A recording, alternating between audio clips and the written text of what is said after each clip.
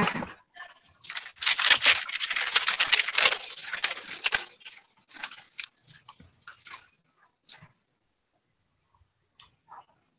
Okay, so first tool I'm going to talk about is Twitter for Teachers.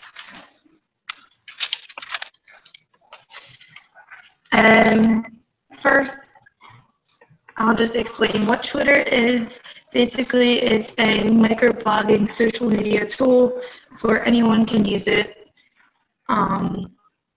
It's a great source for professional development and collaboration to add to your personal learning network. So it's free, and you sign up by going to twitter.com and you create a username and password. You can also add a picture of yourself or a picture of anything you want in your profile. Also, you add a paragraph about yourself, and a lot of websites recommend that if you're using this for teaching to say that you're an educator. You can follow people that give you great information, search people up, and you can put your email address so that people can also contact you on there. Okay, next slide. Okay, so this slide basically just talks about Bloom's taxonomy and Twitter. I wanted to include this picture I found on the website that was provided. Basically, it just tells you the steps: create, evaluate, analyze, apply, and understand, and remember.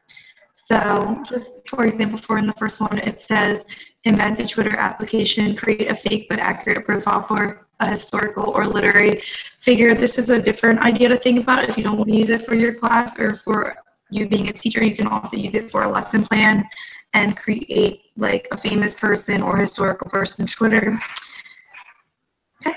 And then the next slide, I'm going to talk about why it should be used in classrooms. So the biggest thing is it provides instant feedback, and it's an easy and fast way to share websites to other teachers.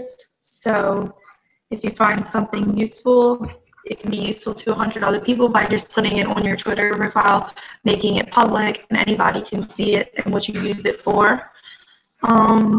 Also, a great way to find lesson plans. So you can share them with teachers, but you can also look at other teachers' lesson plans on there. And you can, at the bottom here, it says you can join the EDU chat to get updates. And hashtag is actually something that takes you to a whole bunch of different tweets or resources that use this hashtag. Basically, it brings together the whole education community that talks about a particular topic in education. Also, you can tweet ideas about brainstorming. There was a video on the website that talked about someone who would ask questions on Twitter, and it could be answered by any teachers that has a Twitter. And it helps you brainstorm lessons by having a bunch of different other ideas from other teachers. And you can also engage students by making a class Twitter where you can share due dates, websites, and a running newsfeed about the classroom. Also, you can give parents the option to get involved, maybe by sending a newsletter home or something home that talks about Twitter, and if they want to use it, and have a sign up. Okay, and then my next tool I'm going to be talking about is QR codes in the classroom. And basically, QR stands for quick response. So obviously this tool is going to give you feedback and a quick code to get to a resource. So a QR code looks like what we just saw. It's a black and white design, and it's read with a device such as the laptop, phone, desktop, tablet, and the code may lead to a recording, a website, video, anything you want to put in your lesson plan or just for fun in the classroom. All you do is hold it up to the camera on the device as soon as your app opens, and in the next slide we'll see like what apps you use to read and what apps you use to create the QR code. This resource comes right up, no ads for anything in these apps that's provided. So to create the QR code, you go to a QR scanner, GoQR.com, Kawa.com, and also the QR code maker for iOS, so for iPads and iPhones, and QR generator for Android. And then to read the codes, which is basically what your students will be doing, is they can use resources such as QuickMark for Mac or PC, Code2 for Windows, and for mobile devices, like if they wanted to do it at home and use a parent's phone or a phone, any phone, they would use QR Scanner and QR Droid. Okay, and for the next slide, I'm going to talk about why we use them. So if it wasn't explained already, it's basically an easy way to create it for teachers, and it's a lot of uses in the classroom for students. It reduces student frustration of typing the whole web address or getting to a resource with a bunch of different steps.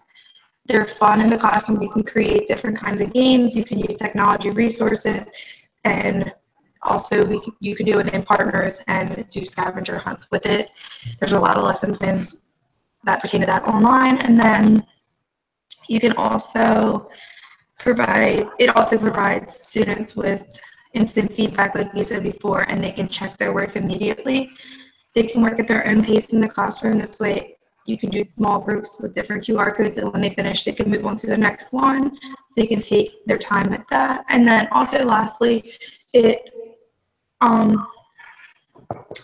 applies to the UDL module, incorporated by students being able to listen, watch a video, or read the resource depending how the teacher creates it. So there's steps on creating a recording with a QR code so a teacher can record a lesson while video is appearing, or they can just read it on their own, whatever they like, or however they learn.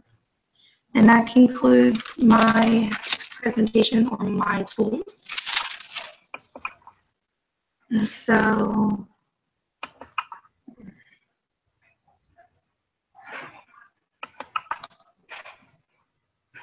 let's present this.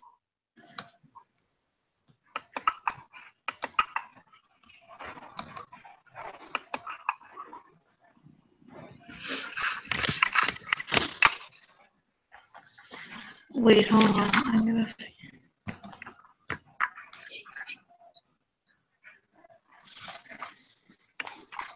Okay, can you see my screen? No. What do you see, me? Yeah. Okay.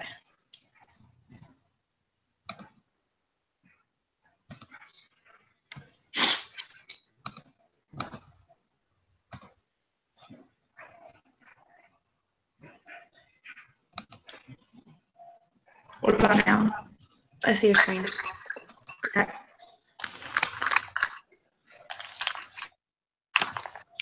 Okay. All right, so my tool was the screencasting.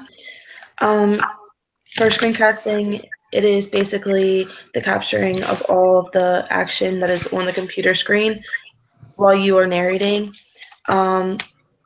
It can be made with many tools and are often used to create a tutorial or showcase student content. By screencasting, teachers can become much more effective in the classroom. Next slide. With screencasting, students can watch the video as many times as they need to in order to better understand complex concepts.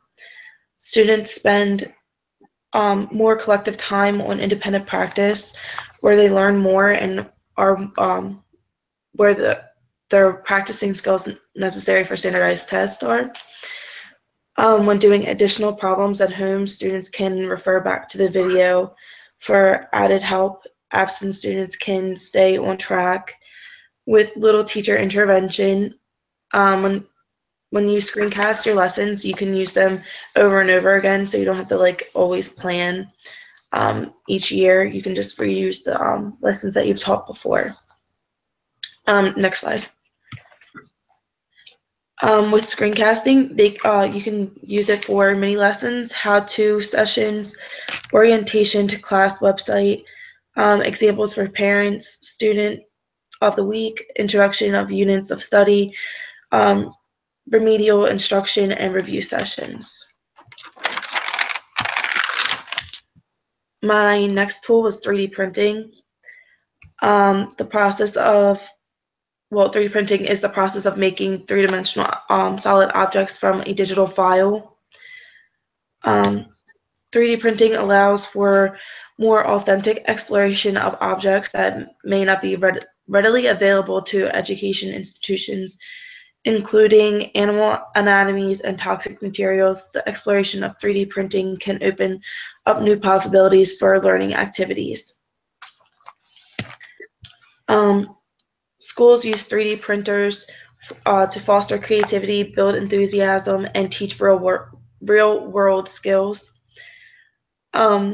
Students can see their work as tangible products. With 3D printing, abstract concepts in science and mathematics have the potential to be transformed in concrete or plastic visuals.